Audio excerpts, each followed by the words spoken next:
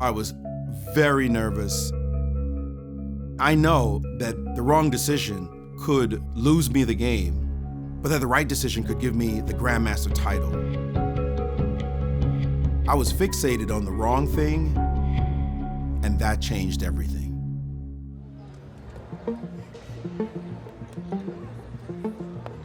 Chess is really a magical game. It's been around for 1,500 years. It's a battle of wits. It's a war against another person's mind. From high school, chess was my obsession, my passion. I wanted to be the best in the world at it. I saw books that showed all these grandmasters from the past, and I wanted to be just like that.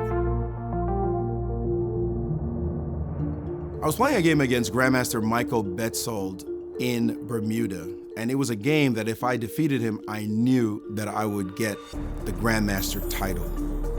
So there came this really big point in the game where I had to make a decision. Either I capture a rook for a bishop, which a rook is more valuable than a bishop, or I take a pawn. And a pawn is just a tiny pawn, the least valuable unit on the chessboard. And I spent a long time thinking right at that moment which one to do. In that critical moment, I felt like taking the rook was basically the safe way out. It was the sort of guaranteed edge, and taking a pawn didn't seem that exciting. I took the rook, and it was the wrong decision. And I ended up getting smoked in that game. After the game, I was walking around dejected when Grandmaster Alexander Shabalov came up to me, and he could see that I was crestfallen. And he said words to me that I'll never forget. He said, "In order to become a grandmaster, you must first be a grandmaster." And that was one of those Mr. Miyagi moments where you're like, what are you talking about? But then I came to understand what he was saying.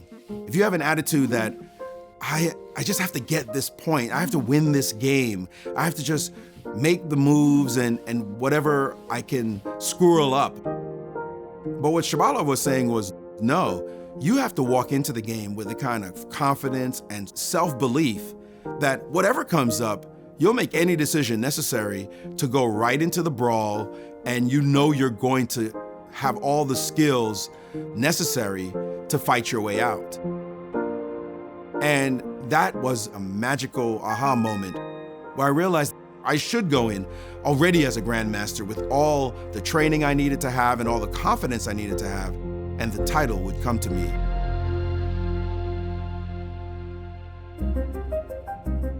A year after the game I played against Betzold, I played another game against an international master, and a win would give me the grandmaster title. I was incredibly nervous. I had been playing very well, but I could feel that it was the same thing yet again. Like, I'm up against this wall. Will I be able to climb it? But during the game, there came a moment when suddenly I realized that I'm gonna be okay. Everything's gonna be fine. I may not win this game, but I could do it at another tournament. And that sense of confidence just calmed me down. It didn't matter what was on the board or what he had. It was really all about me and how calm I was and how confident I was. He eventually made a crucial mistake, and I won the game. Nothing would have changed if I had not learned that mastery is a process, not a destination. Anytime somebody asks me about the quick ways to win at chess, I smile like, what are you talking about? I mean, this is a 20-year journey. This is a lifelong journey. In order to become a master, in order to become great at anything, you have to expect that it's going to take time. You have to be ready for the long road, because the journey really never ends. You're always growing, you're always getting better, and that's what you want. Do you really want to stop growing? And so it's the work that you put in each day that is the real mastery, because it's a mastery over yourself.